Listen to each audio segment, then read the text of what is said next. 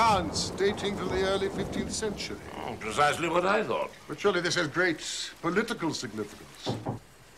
A matter of particular delicacy. Coming up. Sorry to disturb you, sir, but Inspector Hopkins would like to see you. The promising Inspector Hopkins! Draw up to the fire and warm your turn. I hope you've no designs upon us on such a night as this, Inspector. This is my brother, Mycroft. Maybe you've not met before. I'm sure I would have remembered. May I shake your hand, sir? What? Yes, you must. Now, Mrs. Hudson knows a prescription containing hot water and a lemon. I'll bring some up for you, Inspector. It'll help keep out the chill. Thank you, Mrs. Hudson. Where is Dr. Watson? Oh, in his surgery. This dreadful weather has produced a queue into the street, I'm told. Well, they're wasting their time. Watson's only cure for any ailment is a Linus powder and a grated apple. Mr. Holmes, you know you only say that because you miss the doctor. Cigar? No, no, thank you. It must be something important to bring you out in such a gale. It is indeed. Did you see anything of the Yoxley case in the latest editions? I see nothing later than the 15th century today. We've been studying a 500-year-old palimpsest. Palimpsest? Enough of the 15th century. You bring us news of the 20th. Well, it's only a paragraph and all wrong at that, so you've not missed anything. I'm relieved to hear it, Inspector. It's down in Kent, 7 miles from Chatham and 3 from the railway line. Ah. I was wired for at 3:15, got to Chatham at 5, conducted my investigation, was back at Charing Cross by the last train, and straight to you by cab. Which means you're not quite certain of your case. It means I can make neither head nor tail of it. There's no motive, Mr. Holmes. Motive, Inspector? What motive? The man is dead, there's no denying that. But I can see no reason between heaven and earth why anyone should wish him harm.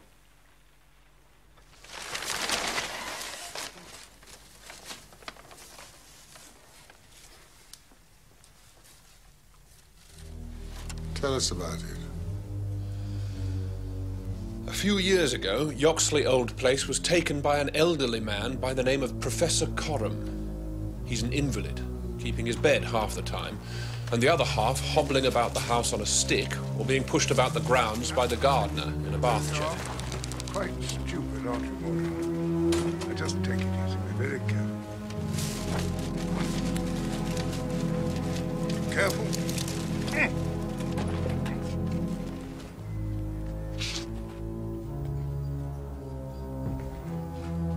Now, where's my secretary?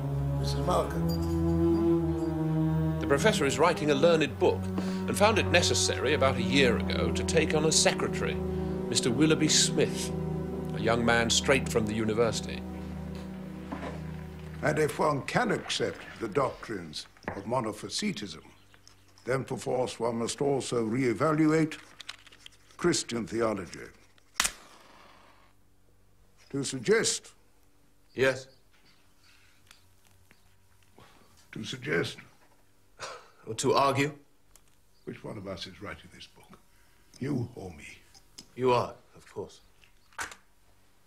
To suggest... From the first, it appears that Smith was a quiet, well-educated fellow with hardly any weak spot in him at all. And yet this is the lad who met his death this morning in the professor's study under circumstances that can point only to murder. Murder? Willoughby Smith was murdered, you say, Inspector? Do go on. Your hot lemon drink, Inspector. Thank you, Mrs. Hudson. A man without a single enemy in the world. Mrs. Hudson, you're underfoot again. When you say hardly any weak spot, what exactly do you mean? We all have vices of some kind or another. Willoughby Smith has nothing against him, either as a boy at Uppingham or later as a young man at Cambridge. Although I gather he was fond of a drink or two.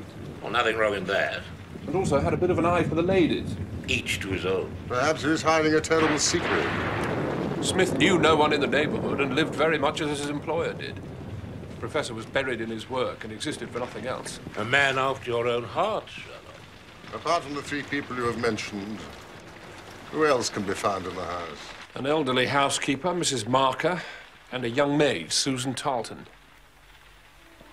So who found the body? The maid, Mr. Holmes. She says she was working in an upstairs room when she heard a cry. She says by the time she got to the study, Smith was lying on the floor, fatally wounded. She says.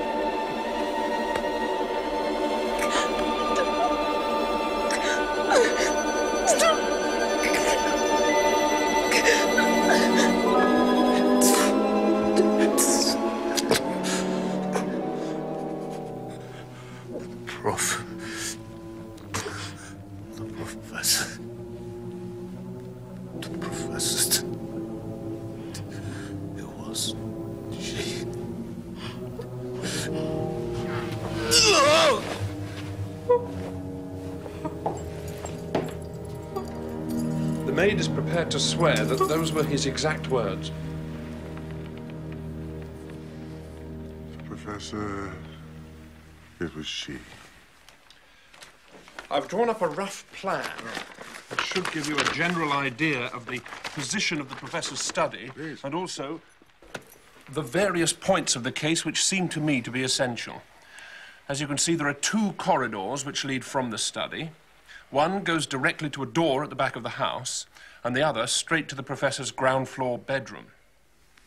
Two corridors with a 90-degree angle, joined at one end, outside the study. Now, assuming the assassin entered the house, how did he get in? Undoubtedly by the garden path and the back door, which gives direct access via the corridor to the study. Exactly. And he must have made his escape along the same line. For of the two other exits from the study, one was blocked by the maid as she ran downstairs, and the other goes straight to the professor's bedroom. Could not the assassin have made his escape from the study window? Locked, sir, from within. I see. It was an excellent opportunity to put your theories into practice. I directed my attention at once to the garden path, which was saturated with recent rain. No footmarks were to be found on the path, but there could be no question that someone had passed along the grass border which lines it, and that he'd done so in order to avoid leaving a track. You found footmarks there? Not exactly, but the grass was trodden down, and it could only have been the murderer, since neither the gardener nor anyone else had been in the area that morning, and the rain had only begun during the night. Bravo, Inspector. I knew you'd appreciate my reasoning, Mr. Holmes. These tracks in the grass. Were they coming or going? It was impossible to say. There was never any outline.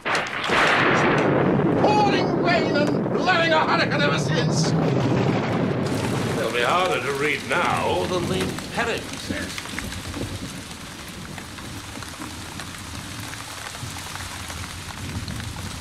So, Inspector, what did you do? After you'd made certain that you'd made certain of nothing? Well, really, Mr. Holmes, I think I made certain of a good deal. Somebody had entered the house cautiously from without, and then there are the dying man's own words. And finally, there was a very important piece of evidence found clasped in his right hand. Willoughby Smith had excellent sight. There can be no question that these were snatched from the face or the person of the assassin.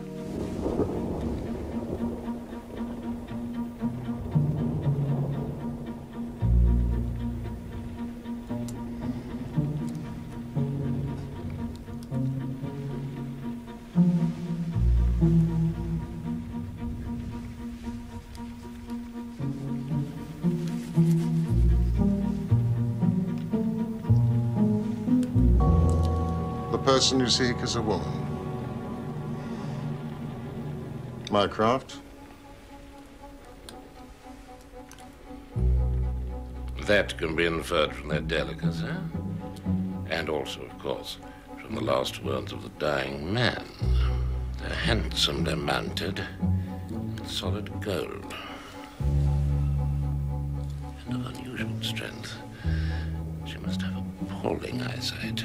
A lady whose vision has been so extremely contracted for any great length of time would surely bear the physical characteristics of such vision. Puckered forehead, peering expression, rounded shoulder. They've also recently been repaired. Of course, I'd intended to go the round of the London opticians. There's a train from Charing Cross to Chatham at 6 o'clock in the morning, Mr. Holmes. Then I shall take it. Have you anything more to tell us about the case, Inspector? I think you know as much as I do. Perhaps more. Perhaps. Perhaps. What puzzles me is the utter want of all object in the crime. A man has been cruelly murdered, Mr. Holmes, and not a ghost of a motive can anyone suggest.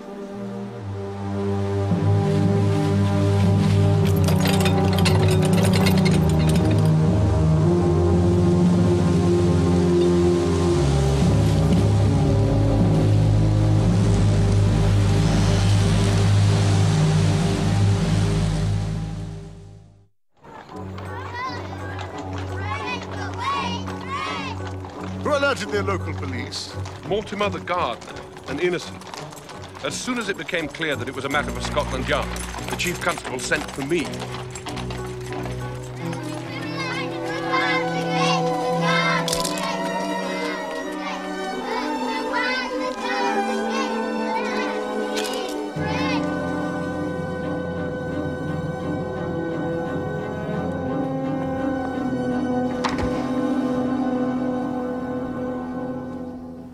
Sorry, sir.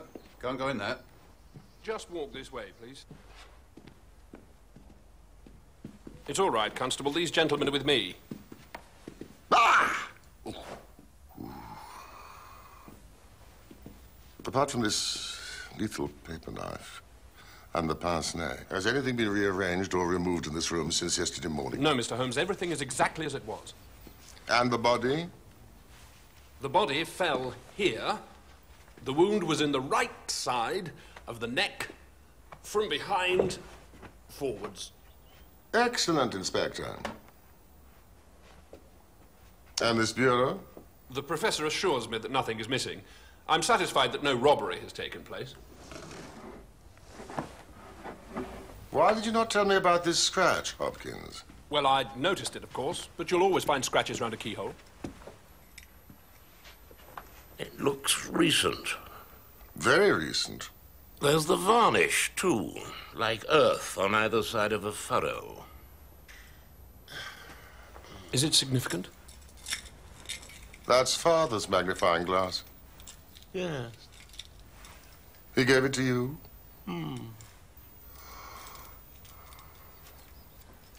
How ironic. Excuse me.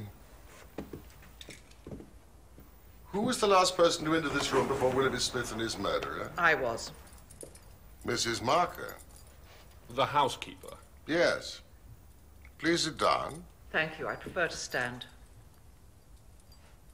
You've probably heard of Mr. Sherlock Holmes. No? It's really not important. You were in this room before Willoughby Smith was murdered? About a quarter of an hour before. Why? I am the housekeeper, Mr. Holmes. I try to keep the study as clean and as tidy as possible. Not that you'd notice the difference. Were you alone in here? I was alone. I never come in here when the professor's at work.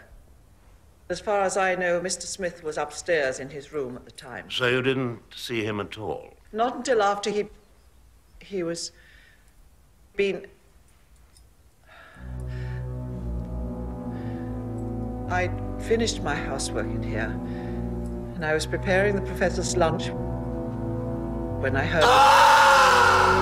By the time I reached the study, Mr. Smith was dead. Then you were obviously too late to hear his last words. I heard nothing except that dreadful cry. Wake up, Constable! What did you do then? I went straight to the professor's room. He was horribly agitated. He'd heard enough to know that something terrible had happened. Did you dust this bureau this morning? I did. Did you observe the scratch by the lock? I did not. Of course you didn't, Mrs. Marker. Your duster would have swept away those scraps of varnish. And where's the key?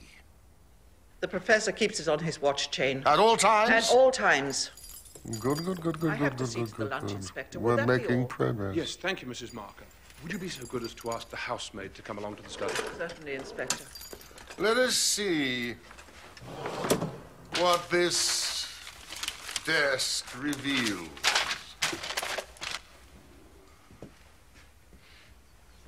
Mycroft, this is interesting. What is it?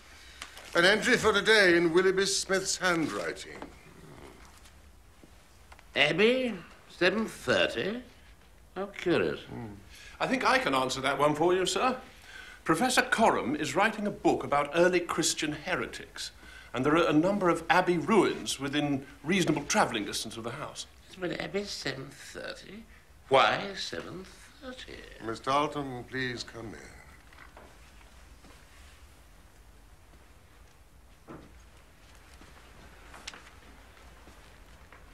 Please sit down.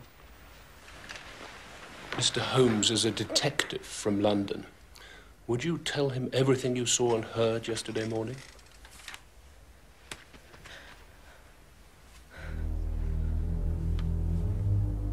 It was between 11 and 12. Professor Coram was still in bed. When the weather is poor, he seldom rises before midday. Mrs. Marker was busied with some work in the kitchen.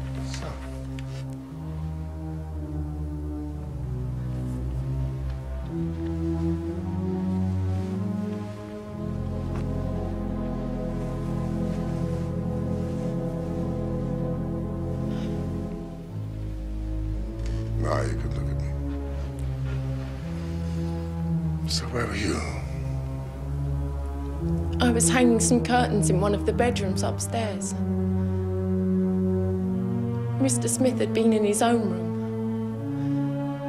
At that moment, I heard him walk along the passage and descend to the study. How can you be sure that it was Willoughby Smith? Because he had a familiar tread, sir. I didn't hear the study door close. And a minute or so later, there came a dreadful cry. It was a wild, hoarse scream.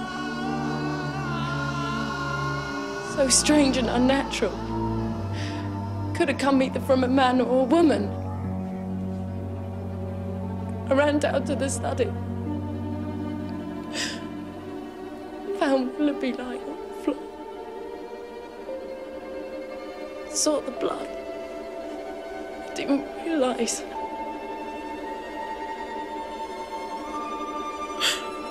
He must be dead.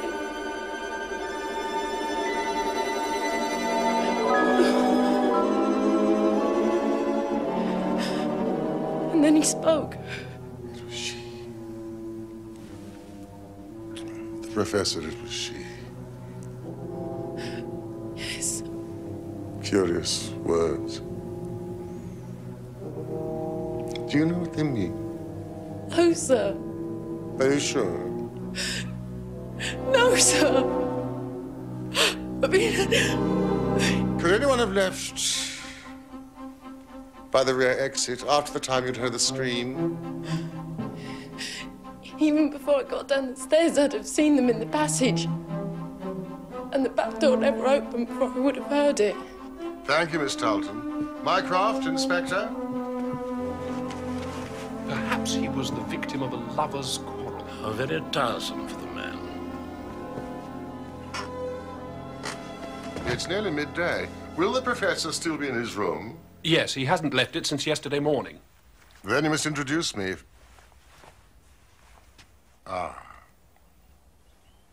What is it, Mr. Holmes? Both corridors are lined with coconut matting. You've noticed.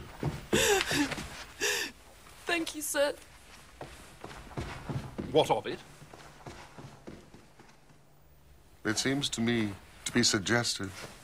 Indeed.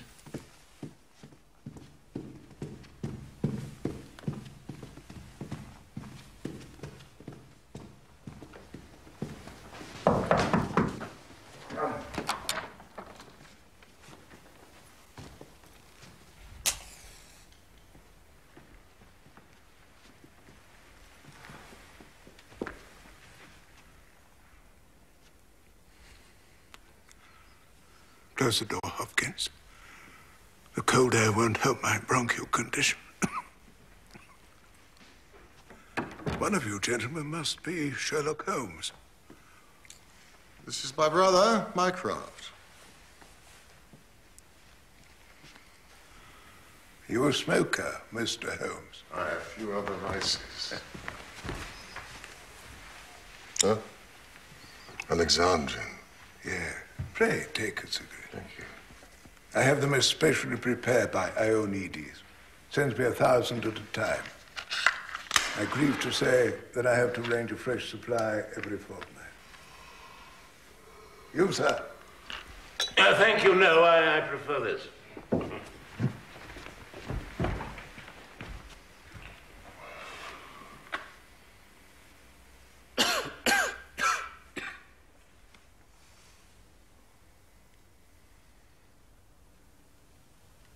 Tobacco and my work. That's all that is left of me. Tobacco and my work. Now, only tobacco. Who could have foreseen such a terrible catastrophe? I assure you, Mr. Holmes, that after, what, just a few months' training he was an admirable assistant. What do you think of the matter? I have not yet made up my mind.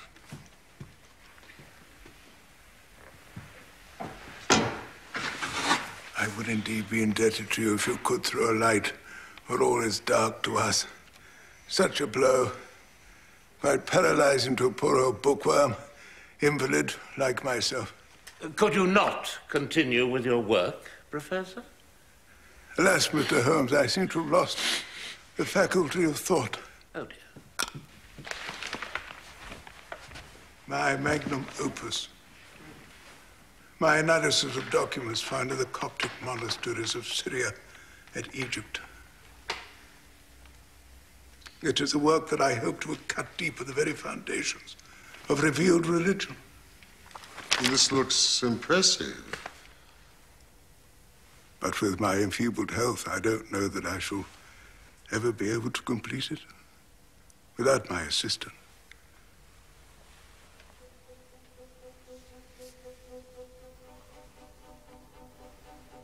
I don't want to trouble you with a lengthy examination. Simply to ask you what Willoughby Smith meant by his last words. The professor, it was she. Susan. A country girl, Mr. Holmes. You must be aware of the incredible stupidity of that class. I fancy the poor fellow murmured some incoherent words, and she twisted them into a meaningless message.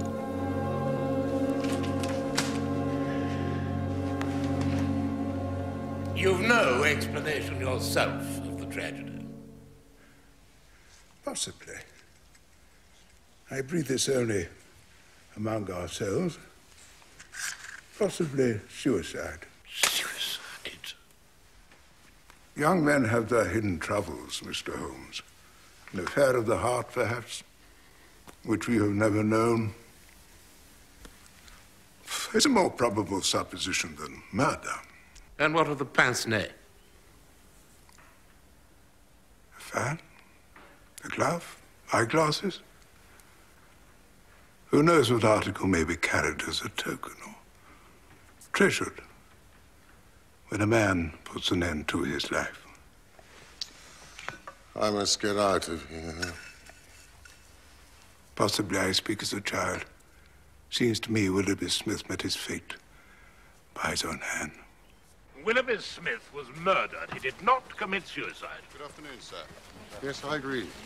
So the Professor's theory has no bearing on the case?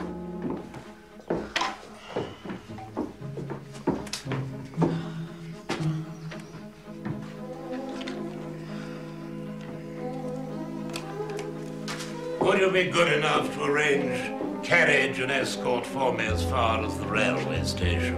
Of course, sir. I have to go back to town, so I'll take you there myself. You're very kind. I think you might find this more beneficial than Alexandrian tobacco. Remember what Papa used to tell us when we were young?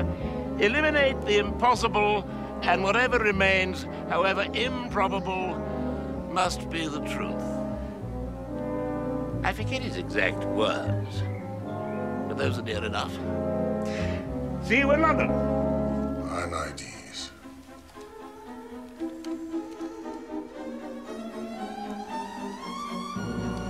I'm overlooking something, and it's staring me in the face.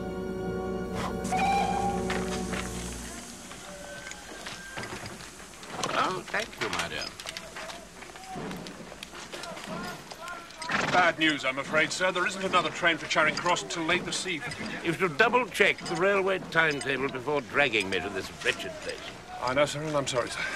Just a minute, Inspector. London can wait. I think we should postpone our trip for a little while to attend a political meeting. We hear of reform after reform. Shouldn't encourage these women, Mr. Holmes. They're troublemakers, no better than criminals. Organizer, Miss Abigail Crosby. Meeting. Shush! We're held in the church hall at 7:30. Think back, Inspector. Willoughby Smith's diaries. Abbey, 7:30. Do you mind? Thank you, gentlemen, for your sensitivity. We hear of reform after reform, and yet still nothing is done to improve the position of women in society. The fate of our country is still being decided by men alone, and yet women, who are subjected daily and equally to the laws of the land, are not permitted to vote.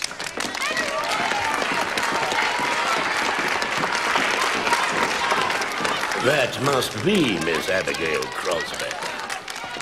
Formidable. Votes for women, indeed. Whatever next? Women police? Women politicians? I'm not going to tell you again. Bruce! The struggle for female enfranchisement has so far been a peaceful one. The time has come when we must ask ourselves how much longer this state of affairs can continue.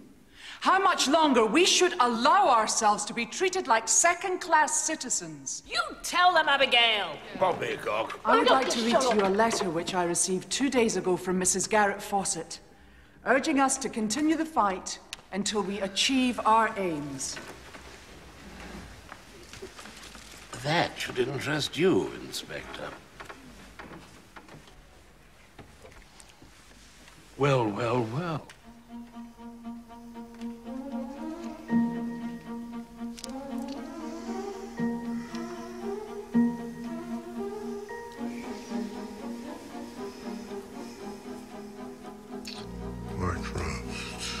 On every side, those in a position to help are stricken by deafness. We're told that the country has more important things to worry about than votes for women. But tell me, what can be more important than the rights of half of the population? Was the late Queen not also a woman?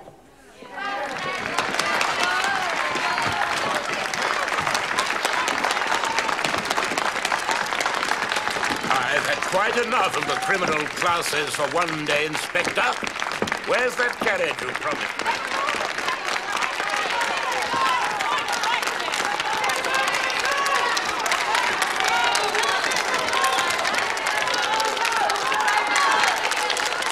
I don't know nothing about nothing, sir, honest. So why are you crying, Miss Tarleton? 'Cause I don't want to be in no trouble. I'll lose my situation if I do. I'll ask you one more time. Was Willoughby Smith acquainted with the school teacher, Miss Abigail Crosby? I don't know. You do know, Miss Tarleton. It's useless to lie. Yes, he was. Oh, they knew each other all right. And they had a blazing row. Abby, will you listen to me, please? Day before yesterday. You're wasting your time on these suffragettes. Can't you see that? Thank you, Willoughby. Your support is as overwhelming as ever. He said he loved me.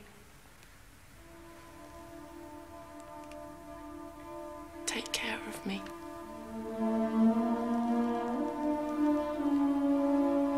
And I believed him. Don't you touch me. Abby?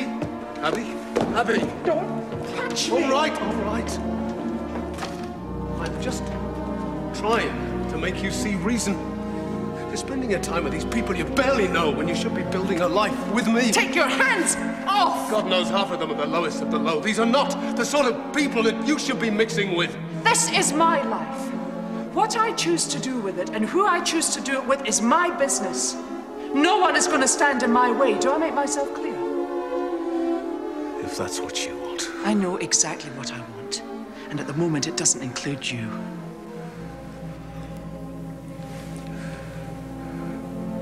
And that's what emancipation does for a woman, is it? You've been drinking. I've told you not to come near me when you've been drinking. Makes you turn down a good offer of marriage? A chance to be really happy? Instead of a miserable blue stocking.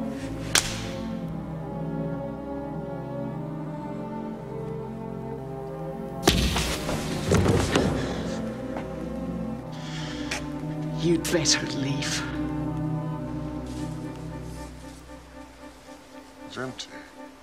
I think you might find this more beneficial than Alexandrian tobacco.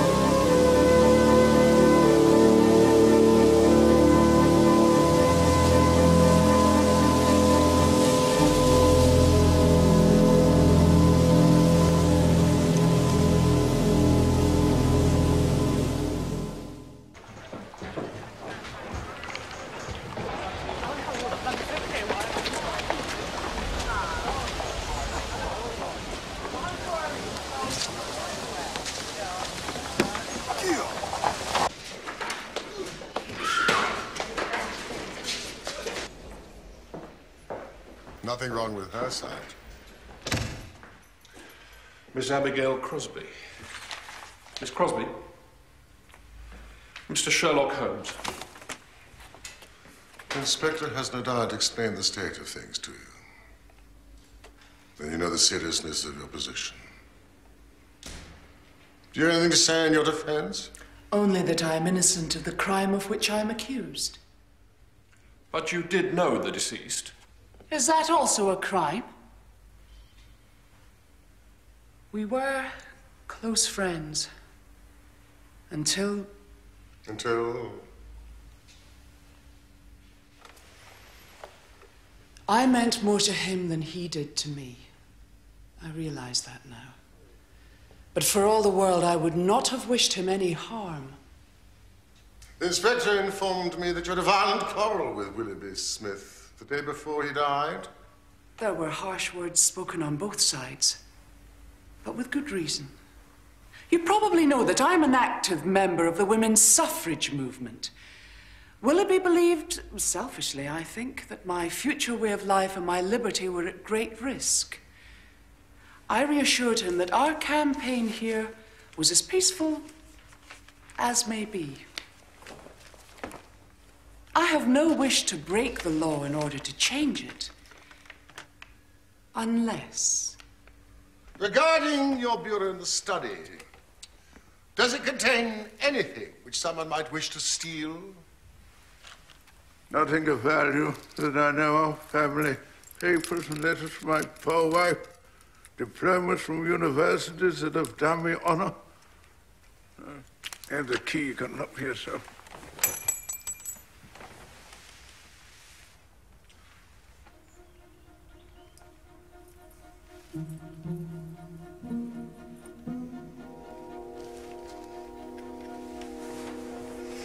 Snuff.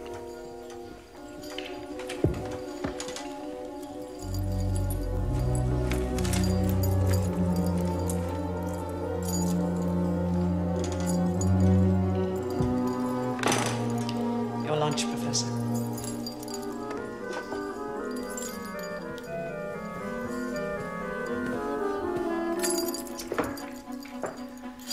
Not hungry, Mr. Holmes? Those cigarettes don't help your appetite. For the same reason, no doubt, the professor returns to the kitchen more food than he eats.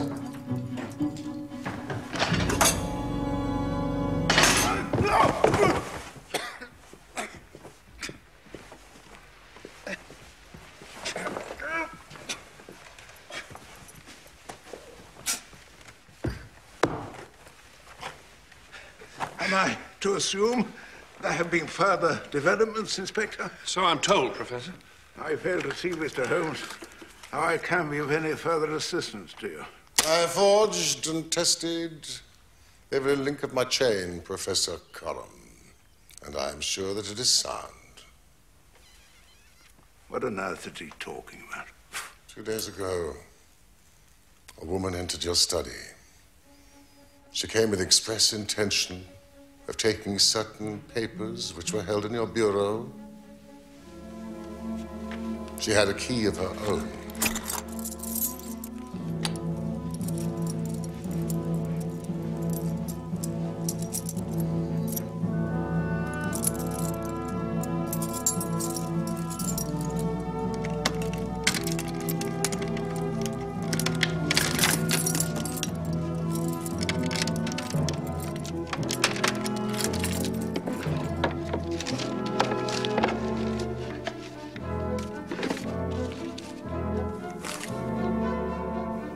Your own key does not have that slight discoloration which the scratch made upon the varnish would have produced. She came, as far as my evidence will tell me, without your knowledge, to rob you.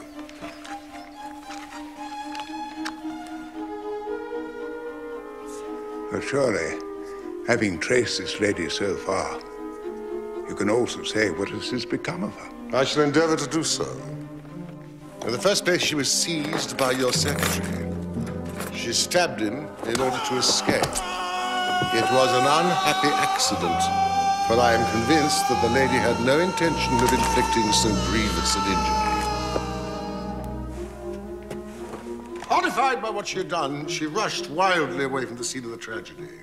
Unfortunately for her, she lost her pince-nez in the scuffle.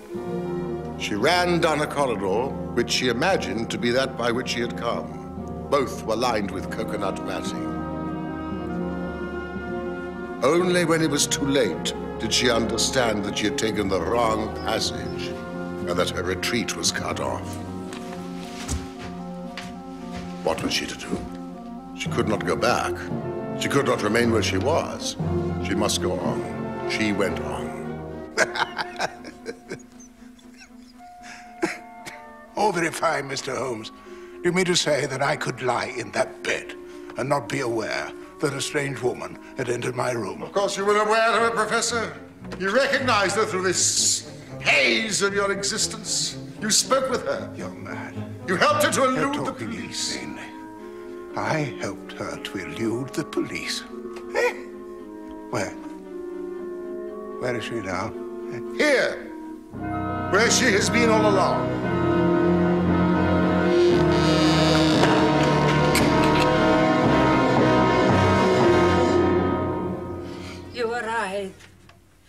You are right. Well, I'll be damned.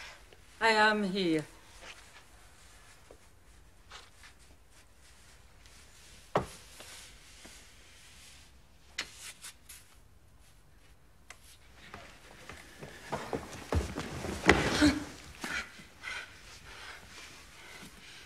I could hear everything. And I know that you have learned the truth. But you were right to say it was an accident. I did not know it was a knife in my hand. For in my despair, I snatched at anything and struck at him to make him let me go.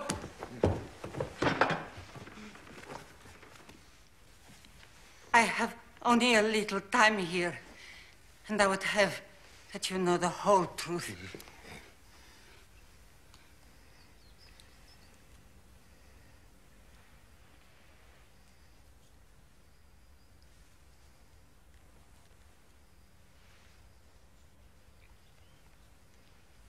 But I am this man's wife.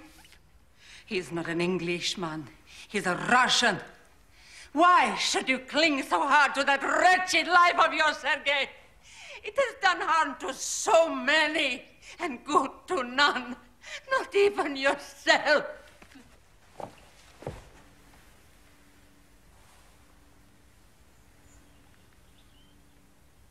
You were 50, and I, a young girl, when we married in St. Petersburg. I loved you so much. More than that, I idolized you. I would have done anything for you, and I did. Because then, you were everything to me. But we were reformers, nihilists, and soon there came a time of great trouble.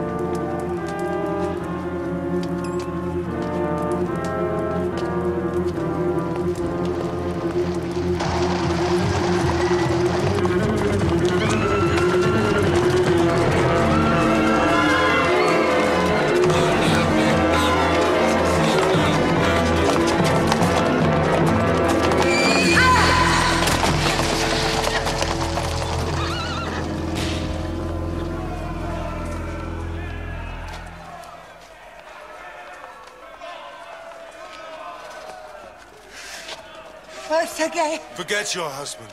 He has betrayed us all. No. Yes, Anna.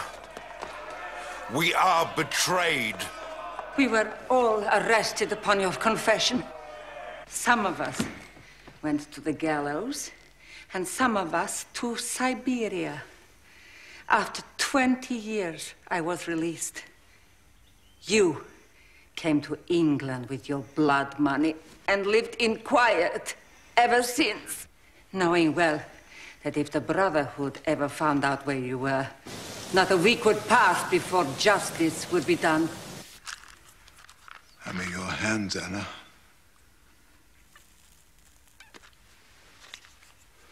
You're always good to me.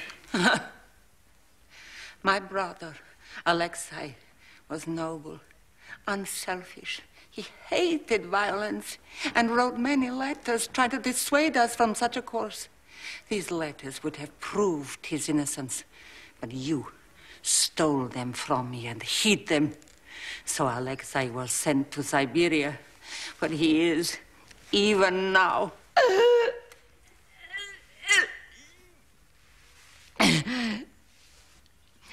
As soon as my term of imprisonment is over, I determined to get the letters that would procure my brother's release. I knew that my husband had come to England. And after many months of searching, I determined where he was.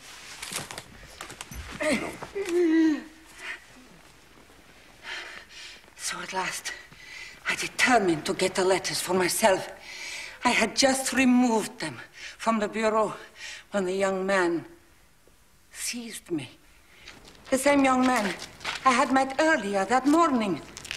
I'd asked him if Professor Coram lived, not knowing that he worked for him. And he must have told the professor about you. The professor, it was she. When he had fallen, I ran blindly to the wrong door and found myself in his room. You talked of giving me up. I showed you that if you did so, your life was in my hands. If you gave me to the law, I could give you to the brotherhood. That as our lives had once been bound together in marriage, so our destinies would forever be entwined. It is finished. It never began. You had your meals served in here so they could share your food. It was agreed that when the police left, that you should slip away into the night and never be seen again. These are the letters that will save my brother's life. Take them to the Russian embassy.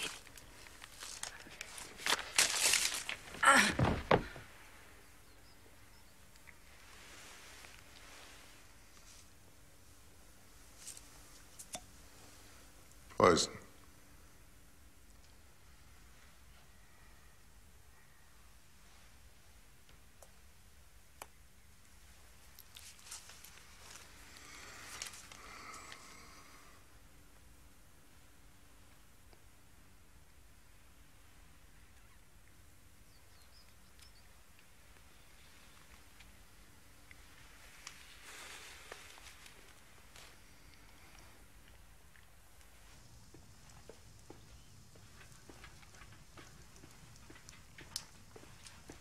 A letter by hand, Mr. Holmes.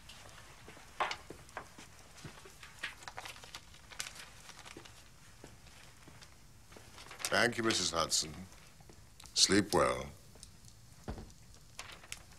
It was clear to me, from the strength of the spectacles, that the wearer must have been almost blind without them, and I therefore considered the hypothesis that she'd remained within the house. You might say it was elementary. Oh, by the way, don't mention the snuff to Watson. Tell him you dropped cigarette ash or something. Leave me out of it. But why on earth did the wretched woman feel compelled to take her own life? She had achieved her purpose. Past hope and in despair. And the death of love. Of course. Professor, be sure your sin will find you out.